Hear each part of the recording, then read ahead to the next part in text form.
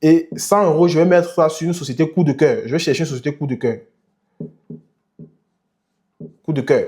Ça veut dire qu'une société coup de cœur, ça veut dire une société dont j'espère qu'elle pourra faire une grosse performance au cours de l'année. Voilà. Donc, voici comment je vais placer mes 700 euros sur les actions.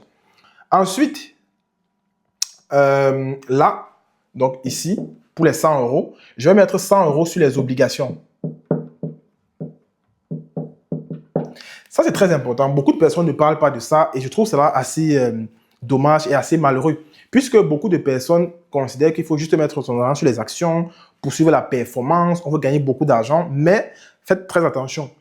En fait, la bourse, ce n'est pas un long fleuve tranquille. Donc voilà, la bourse peut chuter, voilà, avec l'évolution des taux et tout. On peut arriver à des périodes un peu compliquées comme le Covid et tout, voilà. Donc, assez dangereux. Pourtant, les obligations sont assez sûres. En tout cas, les obligations sont beaucoup plus sûres qu'une action. Et même, imaginons, parce que la même entreprise peut être cotée à la bourse et émettre des obligations. Imaginons une entreprise, par exemple Orange, elle est cotée à la BRVM.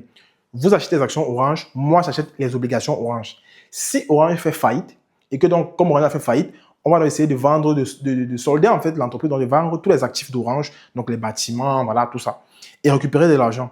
Quand on va récupérer l'argent, on va d'abord payer l'État, les salariés et tout, mais on va payer ceux qui ont les obligations avant de voir si on peut rembourser l'argent de ceux qui ont les actions. Donc, une obligation reste toujours beaucoup plus sûre qu'une action. C'est pour cela que je vais acheter 100 euros d'actions.